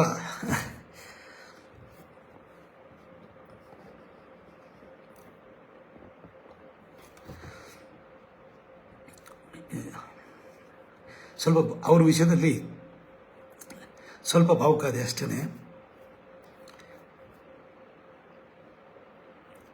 ಇಲ್ಲಿ ಸಾಹೇಬ್ ಸಂಕೇಶ್ವರ್ ಸಾಹೇಬರು ತುಂಬ ಪ್ರೀತಿಯಿಂದ ನನಗೆ ವೇದಿಕೆ ಕೊಟ್ಟರು, ಬೆಳೆಸಿದರು. ನನ್ನ ಬೈದಿದ್ದಾರೆ, ಕೆಲಸದಿಂದ ತೆಗಿಯಂತೂ ಹೇಳಿದ್ದಾರೆ.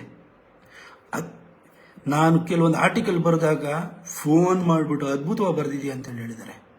ನನಗೆ 23-24 ವರ್ಷದ ಹುಡುಗ, ನಮ್ಮ ಮಾಲೀಕರು ಫೋನ್ ಮಾಡಿ ಇಷ್ಟು ಚೆನ್ನಾಗಿ ಬರೆದಿದೆಯಾ ಅಂತ ಹೇಳಿದಾಗ ಆ ಒಂದು ಶಕ್ತಿ ತುಂಬ ಜಾಸ್ತಿ ಆಗ್ತಿತ್ತು. ಹೀಗೆ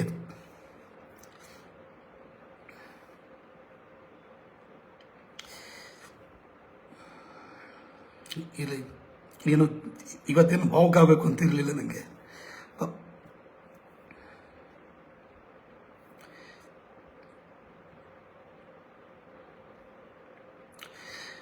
ನಮ್ಮ ಸಂಕೇಶ್ವರ ಸಾಹೇಬ್ರ ಬಗ್ಗೆ ಹೇಳ್ತಾ ಇದ್ದೆ. ಅವರು ನನ್ನ ಜೀವನದಲ್ಲಿ ತುಂಬ ದೊಡ್ಡ ಪಾತ್ರ ವಹಿಸಿದ್ದಾರೆ. ನಾನು ಯಾಕೆ ಹೇಳ್ತಿದ್ದೀನಿ ಅಂತಂದರೆ, ನಾವು ಬೆಳೆಯುವಾಗ ಯಾರೊಬ್ಬರು ವೇದಿಕೆಯನ್ನು ಕೊಡ್ತಾರೆ. ಆ ವೇದಿಕೆ ಸಿಕ್ಕಾದ್ಮೇಲೆ ನಮ್ಮ ಪ್ರತಿಭೆ ತೋರಿಸ್ತೀವಿ, ಇನ್ನೂ ದೊಡ್ಡ ಹಂತಕ್ಕೆ ಬೆಳಿತೀವಿ. ಆದರೆ ಮೂಲದಲ್ಲಿ ನಮ್ಮ ಬೆಳೆಸಿದವ್ರನ್ನ ಮರಿಬಾರ್ದು. ಹಾಗಾಗಿ ನಾನು ಸಂಕೇಶ್ವರ ಸಾಹೇಬ್ರ ಬಗ್ಗೆ ಒಂದು ಭಾವುಕನಾಗಿರ್ಬೋದು, ಬಟ್ ನನ್ನ ಕೃತಜ್ಞತಾ ಭಾವವನ್ನು ವ್ಯಕ್ತಪಡಿಸ್ತಾ ಇದ್ದೀನಿ. ಹಾಗೆ ವಿಶ್ವೇಶ್ವರ ಭಟ್ರು ನಮ್ಮ ಟಿಕೆಟ್ ಕೊಡಿಸೋದ್ರಲ್ಲೂ ಕೂಡ ಅವ್ರ ಪಾತ್ರ ಇದೆ, ನಾನು ಬಂದು ಗೆಲ್ಸೋದ್ರಲ್ಲೂ ಪಾತ್ರ ಇದೆ. ಎಲ್ಲ ರೀತಿಯಲ್ಲೂ ನಾನು ಕೈ ಹಿಡಿದು ಬೆಳೆಸಿದ್ರು, ಎಲ್ಲ ಜಾತಿಯವರು ಬೆಳೆಸಿದರು. ವೀರಶೈವರು, ಬ್ರಾಹ್ಮಣರು, ಆಮೇಲೆ ಇಲ್ಲಿ ರಾಜಕಾರಣಕ್ಕೆ ಬಂದಾದ್ಮೇಲೆ ಎಲ್ಲ ಜಾತಿ ಜನಾಂಗದವರು, ಒಕ್ಕಲಿಗರು ಇರ್ಬೋದು, ಮತ್ತು ವೀರಶೈವರು ಇರ್ಬೋದು, ನಾಯಕ ಕಮ್ಯುನಿಟಿ ಇರ್ಬೋದು, ನಿಮ್ಮ ಕುರುಬ ಸಮಾಜದವರು ಕೂಡ ನನಗೆ ಲೀಡ್ ಕೊಟ್ಟಿರೋ ಬೂತ್ಗಳಿದ್ದಾವೆ, SC ಸಮಾಜದವ್ರಿಗೆ ಲೀಡ್ ಕೊಟ್ಟಿರೋ ಬೂತ್ಗಳಿದ್ದಾವೆ. ಎಲ್ಲರೂ ಬೆಳೆಸಿದ್ರಿ ನೀವು. ಹಾಗಾಗಿ ನಾನು ಇಲ್ಲಿ ಬಂದಾದ್ಮೇಲೆ ನಾನೊಬ್ಬ ಎಲ್ಲರಿಗೂ ಸಲ್ಲುವ ಸಂಸದನಾಗಿ ನಾನು ಕೆಲಸ ಮಾಡಿದ್ದೀನಿ, ಇಷ್ಟೆಲ್ಲ ಮಾಡಿದ್ದೀನಿ. ಆದರೆ ರಾಜಕಾರಣದಲ್ಲಿ ದ್ವೇಷ, ಅಸೂಯೆ ಎಲ್ಲವೂ ಇರ್ತವೆ. ನಾನು ಮೊನ್ನೆ ಡಾಕ್ಟರ್ ಮಂಜುನಾಥ್ ಇದ್ದಾರಲ್ಲ, ಅವ್ರದ್ದು ಇದನ್ನು ಕೇಳ್ತಿದ್ದೆ. ಈ ಲೀಡ್ರ್ಗಳಾಗಿರುವಂಥವ್ರು ಏನು ಅಂತ ಹೇಳಿದರೆ ಅವರಿಗೆ ಹೃದಯ ವೈಶಾಲ್ಯತೆ ಇತ್ತು ಅಂದರೆ ಎಲ್ಲರನ್ನೂ ತಮ್ಮ ಮಕ್ಕಳು ಅನ್ನೋ ಥರದಲ್ಲಿ ಬೆಳೆಸ್ತಾರೆ. ಈಗ ದೇವರಾಜ ಅರಸು ಅವ್ರು ಬದುಕಿಲ್ಲ ಇವತ್ತು, ಆದರೆ ದೇವರಾಜ ಅರಸು ಅಂತ ತುಂಬ ಜನ ಹೇಳ್ತಾರೆ. ಯಾಕೆಂದರೆ ದೇವರಾಜ ಅರಸು ನೂರಾರು ಜನ ಲೀಡ್ರ್ಗಳನ್ನ ಔಟ್ ಹಾಕ್ಬಿಟ್ರು, ಎಲ್ಲರನ್ನೂ ಬೆಳೆಸಿದ್ರು. ರಾಮಕೃಷ್ಣ ಹೆಗಡೆ ಅವ್ರ ಬಗ್ಗೆನೂ ಕೂಡ ಆ ಥರನ್ನ ತುಂಬ ಜನ ಪ್ರೀತಿಯನ್ನು, ಎಚ್.ಡಿ. ದೇವೇಗೌಡರು ಕೂಡ ಅಷ್ಟೇ ನಮ್ಗೌಡ ಅಂತ ಹೇಳ್ಬಿಟ್ಟು ನಾರ್ತ್ ಕರ್ನಾಟಕದವ್ರು ಹೇಳ್ತಾರೆ. ಎಷ್ಟೋ ಜನ ನಮ್ಮ ಲೀಡರ್ಸ್, ಆ ಲೀಡರ್ಸ್ನೆಲ್ಲ ಈಗ ಹೇಳ್ಬೋದು, ಜಿಗ್ಜಣಗಿ ಸಾಹೇಬ್ರೆ ಇರ್ಬೋದು, ಅದೇ ರೀತಿ ಗದ್ದಿಗೌಡರು ಇರ್ಬೋದು, ನಮ್ಗೌಡ ನಮ್ಮನ್ನು ಎಷ್ಟು ಜನ ಬೆಳೆಸಿದ್ರು ಗೊತ್ತಾ, ಹಿಂಗೆ ಮಾತಾಡ್ತಾರೆ ಅವರು. ಹೀಗೆ ತುಂಬ ಜನ ಬೆಳೆಸುವಂಥವ್ರಿದ್ದಾರೆ, ರಾಜಕಾರಣದಲ್ಲಿ ಬೆಳೆಸುವಂಥ ಪ್ರವೃತ್ತಿನೂ ಇತ್ತು. ಅಂದರೆ ಇವತ್ತಿನ ರಾಜಕಾರಣ ಬೇರೆ ಬೇರೆ ಥರ ಆಗಿದೆ. ಅದು ಇರಲಿ, ಅದು ಏನೇ ಸಮಸ್ಯೆಗಳು ಬರ್ಬೋದು, ಮತ್ತೊಂದು ಇರ್ಬೋದು. ಆದರೆ ನಾನಿವತ್ತು ನಿಮ್ಗೆ ಹೇಳಿ ಬಯಸಿರೋದು, ನಾನಿವತ್ತರೆಗೂ 10 ವರ್ಷದಲ್ಲಿ ನನಗೆ ಸಂಘ, ನಮ್ಮ ಪಕ್ಷದ ಹಿರಿಯರು ಅವಕಾಶ ಮಾಡಿಕೊಟ್ಟಿದ್ದಾರೆ. ಮೋದಿಜಿಯವ್ರ ಹೆಸರಿನಲ್ಲಿ ಬಂದು ಅವ್ರ ಹೆಸರಿಗೆ ಒಂದು ಯಾವತ್ತೂ ಕೂಡ ಅವ್ರ ಹೆಸರು ಇನ್ನೂ ಕೂಡ ಉಜ್ವಲ ಆಗಬೇಕು. ಮೈಸೂರಿನಲ್ಲೂ ಕೂಡ ನಿಮ್ಮ MP ನಿಮ್ಮ ಹೆಸರಲ್ಲಿ ಓಟ್ ಹಾಕಿದೆ, ಅವ್ನು ಏನೋ ಮಾಡಲಿಲ್ಲ, ಸೋಮಾರಿ ಥರ ಕೆಲಸ ಕೂತ್ಕೊಂಡ ಅಂತ ಯಾವತ್ತೂ ಅನ್ನಿಸ್ಬಾರ್ದು. ಅದಕ್ಕೋಸ್ಕರವಾಗಿ ನಾನು ಕೆಲಸವನ್ನು ಮಾಡಿದ್ದೀನಿ. ನನ್ನಂತ ಇನ್ನೊಬ್ಬನಿಗೆ ಅವಕಾಶ ಆಗಬೇಕು ಅಂತ ಮಾಡಿದ್ದೀನಿ. ನಾನು ಹೇಳಿದ್ದೆ, ಇದೇ ಲಾಸ್ಟ್ ಎಲೆಕ್ಷನ್ ಅಂತ ಹೇಳ್ಬಿಟ್ಟು ನಾನು ಹೇಳಿದ್ದೆ. ಯಾಕೆ ಅಂತ ಹೇಳಿದ್ರೆ 15 ವರ್ಷದಲ್ಲಿ ಮೋದಿಜಿ ಅಂತ ಪ್ರಧಾನಿ ಕೆಳಗಡೆ ಕೆಲಸವನ್ನ ಮಾಡಿ ನಾವು ಪ್ರೂವ್ ಮಾಡಲಿಲ್ಲ ಅಂತಂದ್ರೆ ಅದಕ್ಕೆ ಏನರ್ಥ? ಸುಮ್ಮನೆ ಏನು ಗೂಟದ ಕಾರಲ್ಲಿ ಓಡಾಡ್ಕೊಂಡಿರೋದಕ್ಕ, ಅಥವಾ ಎಲ್ಲರಿಗೂ ತೋಟದ ಮನೆ ಇನ್ನೊಂದು ಆಸ್ತಿ ಪಾಸ್ತಿ ಮಾಡ್ಕೊಳಕ್ಕೆ ಅದಕ್ಕೆ ನಾ ಬಂದಿರೋದಲ್ಲ. ನಂತರ ಇನ್ನೊಬ್ಬನ ಯಂಗ್ಸ್ಟರ್ಗಳನ್ನ ಬೆಳೆಸ್ಬೇಕು ಅನ್ನೋದು ನನ್ನ ಉದ್ದೇಶವಾಗಿತ್ತು. ಅದಕ್ಕೋಸ್ಕರವಾಗಿ ಒಬ್ಬ ಹಿನ್ನೆಲೆ ಇಲ್ಲದಿದ್ದವನಿಗೂ ಟಿಕೆಟ್ ಕೊಟ್ಟು ಗೆಲ್ಸಿದ್ರೆ ಅವನು ನಿಮ್ಮ ಮನೆ ಕೆಲಸದವನ ಥರ ಚಾಕ್ರಿ ಮಾಡ್ತಾನೆ. ಅವನ ಕೈ ಹಿಡಿಬೇಕು, ನಂತರ ಯಂಗ್ಸ್ಟರ್ಸ್ನ ಬೇರೆಯವ್ರನ್ನ ಕೈ ಹಿಡಿಬೇಕು ಅನ್ನೋ ಕಾರಣಕ್ಕೆ ಹಠ ಹಿಡಿದು ಕೆಲಸವನ್ನು ಮಾಡಿದ್ದೀನಿ. 10 ವರ್ಷ ನೀವು ನನ್ನ ಜೊತೆ ನಿಂತಿದ್ದೀರಿ. ನಿಮ್ಮೆಲ್ಲರಿಗೂ ಕೂಡ ನಾನು ಕೃತಜ್ಞತೆಯನ್ನು ವ್ಯಕ್ತಪಡಿಸ್ತೀನಿ. ದ್ವೇಷ, ಅಸೂಯೆ ಈ ರಾಜಕಾರಣದಲ್ಲಿ ಏನು ಬೇಕಾದ್ರೂ ಆಗ್ಬೋದು. ಮೋದಿಜಿನೇ ವನವಾಸಕ್ಕೆ ಹೋಗುವಂಥ ಪರಿಸ್ಥಿತಿ ಬಂದಿತ್ತು ಗುಜರಾತಲ್ಲಿ. ನಿಮ್ಗೆ ಗೊತ್ತಿರ್ಬೋದು, ನಂದೇ ಬುಕ್ ಒಳಗಡೆ ಬರ್ದಿದ್ದೀನಿ, ಸಂಸ್ಕಾರ ಧಾಮ ಅಂತ ಮಾಡ್ಕೊಂಡೋಗಿರೋದು. ನಾವೆಲ್ಲ ಯಾವ ದೊಡ್ಡ ವಿಷಯನೂ ಅಲ್ಲ. ಆ ದೇದೀಪ್ಯಮಾನಾಗಿ ವಿರಾಜಿಸುವಂಥ ಸೂರ್ಯನಿಗೆ ಗ್ರಹಣ ಹೊಡಿತದೆ, ನಮಗೆ ಯಾವ ವ್ಯತ್ಯಾಸವಲ್ಲ.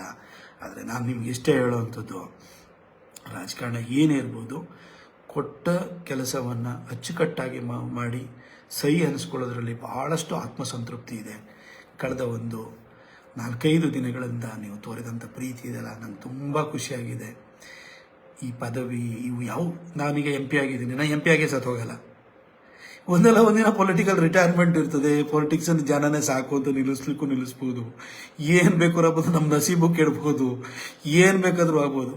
ಆದರೆ ನಾವು ಇರುವಾಗ ಎಷ್ಟು ಕೆಲಸವನ್ನು ಮಾಡಿದ್ದೀವಿ ಅಂತ ಹೇಳ್ಬಿಟ್ಟು ನಾವು ಆ ಒಂದು ಜನರಿನ ಒಂದು ಪ್ರೀತಿ ವಿಶ್ವಾಸವನ್ನು ಗಳಿಸ್ಕೋತೀವಲ್ಲ, ಅದಷ್ಟೇ. ಎಷ್ಟೊಂದು ಸರಿ ಯಾರು ಮಾಸ್ಟರ್ ಹಿರಣ್ಯ ಅವ್ರು ಯಾವಾಗಲೂ ನಾಟಕದಲ್ಲಿ ಹೇಳೋರು, ಇದು ಕೆಲವರು ಮಕ್ಕಳು ಬದುಕಿದ್ರು ಸತ್ತವ್ರಂಗೆ ಇರ್ತಾರೆ, ಅದು ಸತ್ತು ಬದುಕಿರಬೇಕು ಅಂತೇಳಿ ಹೇಳ್ಬಿಟ್ಟು ನಮ್ಮ ಯಡಿಯೂರಪ್ಪ ಸಾಹೇಬ್ರು ಯಾವಾಗಲೂ ಹೇಳ್ತಾರೆ, ಮಾತಾಡದೆ ಸಾಧನೆ ಆಗಬಾರ್ದು, ಸಾಧನೆ ಮಾತಾಡಬೇಕು ಅಂತ. ನನ್ನ ಕೆಲಸ ಮಾತಾಡಿದ್ರಿಂದಾಗಿ ನೀವು ಇಷ್ಟೆಲ್ಲ ಪ್ರೀತಿಯನ್ನು ತೋರಿಸಿದ್ರಿ. Thank you so much. 10 ವರ್ಷ ಅವಕಾಶ ಮಾಡಿಕೊಟ್ಟಿದ್ರಿ. ನಿಮ್ಮೆಲ್ಲರ ಹಾರೈಕೆ ಮುಂದಿನ ದಿನಗಳಲ್ಲೂ ನನ್ನ ಮೇಲೆ ಇರುತ್ತೆ ಅಂತ ಭಾವಿಸ್ತೀನಿ. ಕೆಟ್ಟವರ ಅಸೂಯೆ ಮತ್ತು ಕೆಟ್ಟತನಕ್ಕೆ ಶಕ್ತಿ ಇದೆ ಅನ್ನೋದಾದರೆ, ಒಳ್ಳೆಯವರ ಹಾರೈಕೆ, ಪ್ರೀತಿ, ಆಶೀರ್ವಾದಕ್ಕೂ ಕೂಡ ದೊಡ್ಡ ಶಕ್ತಿ ಇರಬೇಕಲ್ವಾ? ನಿಮ್ಮೆಲ್ಲರ ಪ್ರೀತಿ, ಹಾರೈಕೆ, ಆಶೀರ್ವಾದ ನನ್ನ ಮೇಲೆ ಇದೆ ಅಂತ ನನಗೆ ಗೊತ್ತು. ಅದು ಕಳೆದ 3 ದಿನಗಳಿಂದ ನೋಡಿದೆ. ಎಷ್ಟೋ ಸರಿ ಏನೋ ಒಂದು ಸರಿ ಎಂಥದೋ ನನ್ನ ಬಗ್ಗೆನೇ ಯಾವುದೋ ನನ್ನ ವರ್ತನೆಗೆ ಕೆಲಸ ಮಾಡ್ತಾನೆ, ಆದ್ರೆ ಮೂಡಿಯವನು ಯಾವ ಬೈತಾನೆ ಅಂತ ಗೊತ್ತಿಲ್ಲ ಅಂತ ಹೇಳ್ಬಿಟ್ಟು ನಾನು ಬೈಕೊಂಡು ಓಡಾಡೋರು ಕೂಡ ನನ್ನನ್ನು, ಅಯ್ಯೋ ಅವನಿಗೆ ಮಾತ್ರ ಟಿಕೆಟ್ ಮಿಸ್ ಆಗಬಾರ್ದು, ಅವನು ಒಳ್ಳೆ ಕೆಲಸ ಮಾಡ್ತಾನೆ, ಅವ್ನು ಏನಾರು ಇರಲಿ ಅವನು ಒಳ್ಳೆ ಕೆಲಸ ಮಾಡ್ತಾನೆ ಅಂತೇಳಿ ಅವರು ಫೇಸ್ಬುಕ್ಕಲ್ಲಿ ನನ್ನ ಬೈತಾ ಇದ್ದವರು ಫೇಸ್ಬುಕ್ಕಲ್ಲಿ ಇವನಿರಬೇಕು. ಎಡಪಂಥೀಯರು ಕೂಡ ನನ್ನದ್ರೊಳಗಡೆ ಕೆಲಸ ಮಾಡೋದ್ರಲ್ಲಿ ಕೂಡ ಅವನ್ನ ಮಾತಾಡೋಂಗಿಲ್ಲ, ಅವನಂತ MP ಇರಬೇಕು ಅಂತೇಳಿ ನೀವು ನನ್ನ ಡಿಟ್ರಾಕ್ಟರ್ಸ್ ಅಂತ ಯಾರು ನನ್ನನ್ನು ಟೀಕಿಸುವಂಥವ್ರು ಕೂಡ ಪ್ರೀತಿಯ ಮಾತುಗಳನ್ನಾಡಿದಿರಿ. ಇದರಿಂದ ದೊಡ್ಡದು ಏನೂ ಬೇಕಾಗಿಲ್ಲ. ಈ ಪ್ರೀತಿ ಸದಾ ಇರಲಿ. ಈ ನಿಮ್ಮ ಪ್ರೀತಿ, ಹಾರೈಕೆ ಅನ್ನೋದು ಮುಂದಿನ ದಿನಗಳಲ್ಲೂ ಕೂಡ ನನಗೆ ವರವಾಗಿ ಇನ್ನೂ 5 ವರ್ಷ ಕೆಲಸ ಮಾಡಲಿಕ್ಕೆ ಅವಕಾಶವನ್ನು ಕಲ್ಪಿಸ್ತದೆ ಅಂತ ಹೇಳಿ ನಾನು ಖಚಿತವಾಗಿ ವಿಶ್ವಾಸ ಇಟ್ಟಿದ್ದೀನಿ. ನಿಮ್ಮ ಪ್ರೀತಿ ವಿಶ್ವಾಸ ಹಾರೈಕೆ ಇದೇ ತರಲಿ. ಇನ್ನು 5 ವರ್ಷ ನಿಮ್ಮ ನಿರೀಕ್ಷೆಗೂ ಮೀರಿ ಕೆಲಸವನ್ನು ಮಾಡಿ ನನ್ನ ಕ್ಷೇತ್ರದ ಜೊತೆಗೆ ಇಡೀ ರಾಜ್ಯಾದ್ಯಂತ ಓಡಾಡಿ ಒಳ್ಳೆಯ ರಾಜಕಾರಣಕ್ಕೆ ಬರಬೇಕು. ನಂತರ ಯಂಗ್ಸ್ಟರ್ಸ್ ಬರಬೇಕು, ಎಜುಕೇಟೆಡ್ಸ್ ಬರಬೇಕು. ನಾನು ಅವ್ರ ಪರವಾಗಿ ನಾನು ಕೆಲಸ ಮಾಡ್ತೀನಿ. ನನ್ನದೇ ಆದೊಂದು ಪಡೆ ಕಟ್ತೀನಿ. ಹೊಸ ಒಂದು ರಾಜಕಾರಣನ ಪ್ರಾರಂಭ ಮಾಡೋಣ.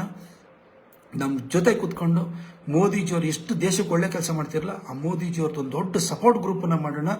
ರಾಜಕಾರಣದಲ್ಲಿ ಬದಲಾವಣೆ ತರೋಣ. ನಮ್ಮ ಕರ್ನಾಟಕ ಒಂದು ಒಂದು ಒಂದು ಅದ್ಭುತವಾದ ರಾಜ್ಯ, ಎಲ್ಲ ರೀತಿಯ ರಿಸೋರ್ಸ್ಗಳಿರುವಂಥ ಇಡೀ ದೇಶದ ಏಕಮಾತ್ರ ರಾಜ್ಯ ಅಂತಂದ್ರೆ ಅದು ಕರ್ನಾಟಕ.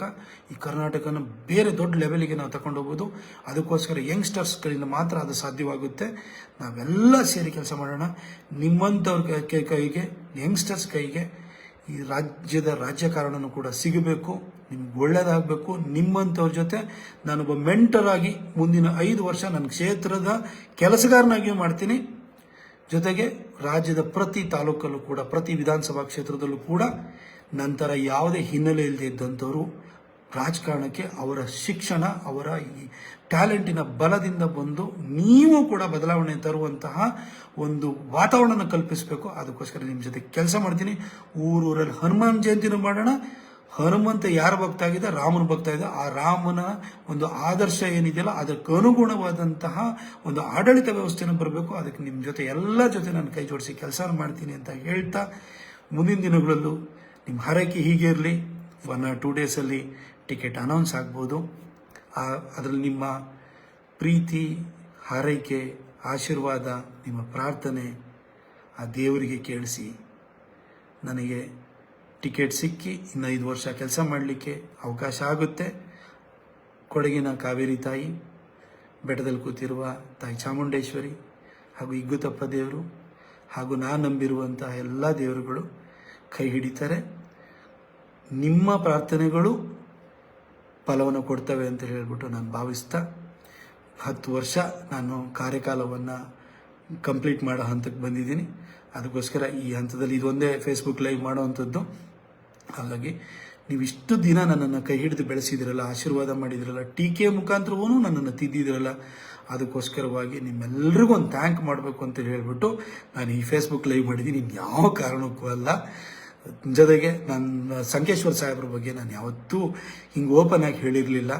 ಸಾಹೇಬ್ರ ಬಗ್ಗೆನೂ ಕೂಡ ನಾನು ಒಳ್ಳೆ ಮಾತಾಡಬೇಕಿತ್ತು. ನನ್ನ ವೇದಿಕೆ ಕೊಟ್ಟಂಥವ್ರು ನನ್ನ ವಿಶ್ವೇಶ್ವರ ಭಟ್ರು, ನಾವು ಇವ್ರಿಗೆಲ್ಲರಿಗೂ ಕೂಡ ಧನ್ಯವಾದವನ್ನು ಹೇಳಬೇಕಿತ್ತು. Thank you so much. ನಿಮ್ಮ ಪ್ರೀತಿ ವಿಶ್ವಾಸ, ನೀವು ನಿಮ್ಮ ಹೃದಯದಲ್ಲಿ ಜಾಗ ಕೊಟ್ಟಿರೋದಕ್ಕೋಸ್ಕರ ಸದಾ ನಾನು ಬದುಕಿರೋವರೆಗೂ ಕೂಡ ಅದನ್ನು ಧನ್ಯತೆಯಿಂದ ನೆನಪು ಮಾಡ್ಕೊಳ್ತೀನಿ. ಈ ಕಳೆದ 4 ದಿನಗಳು ನೀವು ನನ್ನ ಬಗ್ಗೆ ಎಷ್ಟು ಪ್ರೀತಿ ಇಟ್ಟಿದ್ದೀರಿ ಅನ್ನೋದು ನನ್ನ ಹೃದಯಕ್ಕೆ ತಟ್ಟಿದೆ. ಈ ಪಾಲಿಟಿಕ್ಸ್ ಅನ್ನೋದು ಥ್ಯಾಂಕ್ಲೆಸ್ ಜಾಬ್, ಎಷ್ಟು ಕೆಲಸ ಮಾಡಿದ್ರು ಬಯಸ್ಕೊಳ್ಳೋ ತಪ್ಪಲ್ಲ ಅಂತ ಅಂದ್ಕೊಂಡಿದ್ದೆ. ಆದರೆ ನನ್ನ ಟಿಕೆಟಿಗೆ ತೊಂದರೆ ಆಗ್ತಾಯಿದೆ ಅಂತ ಗೊತ್ತಾದ ಕೂಡಲೇ ನಿಮ್ಮ ಒಳಗಿನ ಪ್ರೀತಿ ಅನ್ನೋದು ಜಾಗೃತವಾಗಿ ನೀವು ನನಗೆ ಒಂಥರ you showered love on me. ನನ್ನ ಮೇಲೆ ಒಂಥರ ಅಷ್ಟು ಪ್ರೀತಿಯ ಮಳೆಯನ್ನು ಸುರಿಸಿದಿರಿ, ಪ್ರಾರ್ಥನೆಗಳ ಮಳೆಯನ್ನು ಸುರಿಸಿದಿರಿ. ನೀವು ನನ್ನ ಜೊತೆ ನಿಂತಿದ್ದೀರಿ. Thank you so much. Good night. ನಿಮ್ಗೆ ಒಳ್ಳೇದಾಗಲಿ. ತಾಯಿ ಚಾಮುಂಡೇಶ್ವರಿ, ಕಾವೇರಿ ತಾಯಿ ನಿಮ್ಮೆಲ್ಲರಿಗೂ ಕೂಡ ಒಳ್ಳೇದು ಮಾಡಲಿ. ಮುಂದಿನ ದಿನಗಳಲ್ಲೂ ಕೂಡ ಒಟ್ಟಿಗೆ ಸೇರಿ ಕೆಲಸ ಮಾಡೋಣ. ಕೊಡಗಿನ ಜನಕ್ಕೆ ನಾನು ಮತ್ತೊಂದು ಸರಿ ಹೇಳ್ತೀನಿ, ಮುಂದಿನ 5 ವರ್ಷ ಮೈಸೂರಿಗಿಂತಲೂ ಜಾಸ್ತಿ ನಿಮಗೆ ಒತ್ತು ಕೊಟ್ಟು ಕೆಲಸ ಮಾಡ್ತೀನಿ. ಮೈಸೂರು ಭಾಗದಲ್ಲಿ ಪಾರ್ಟಿ ವೀಕ್ ಆಗಿದ್ದರಿಂದಾಗಿ ಇಲ್ಲಿ ಜಾಸ್ತಿ ಟೈಮನ್ನು ಸ್ಪೆಂಡ್ ಮಾಡಿ ಕೆಲಸವನ್ನು ಮಾಡಿದ್ದೀನಿ. ಇಲ್ಲೂ ಪಕ್ಷ ನೀವು ಲೀಡ್ ಕೊಡ್ತಾ ಇದ್ರಿ. ಈ ಸರಿ ಮೈಸೂರಲ್ಲೂ ಕೂಡ ಕನಿಷ್ಠ ಅಂದರೆ 1.5 ಲಕ್ಷ ಲೀಡ್ ತಗೊಳ್ಳೋಷ್ಟು ಮಟ್ಟಕ್ಕೆ ಇಲ್ಲಿ ಪಾರ್ಟಿನಲ್ಲಿ ನಾನು ಕಟ್ಟಿದ್ದೀನಿ. ನನ್ನ ಕೆಲಸದ ಮುಖಾಂತರವಾಗಿ ನಾವೆಲ್ಲ ಒಟ್ಟಿಗೆ ಸೇರಿ ಮೋದಿಜಿಯವ್ರನ್ನ ಪ್ರಧಾನಿ ಮಾಡೋಣ. ದೇಶಕ್ಕೆ ಒಳ್ಳೇದಾಗಬೇಕು, ನಮ್ಮ ಕ್ಷೇತ್ರಕ್ಕೆ ಒಳ್ಳೇದಾಗಬೇಕು. ಕ್ಷೇತ್ರಕ್ಕೆ ಒಳ್ಳೇದಾಗಕ್ಕೆ ನಾನು ನೀವು ಒಟ್ಟಿಗೆ ಕೆಲಸ ಮಾಡೋಣ. Thank you so much.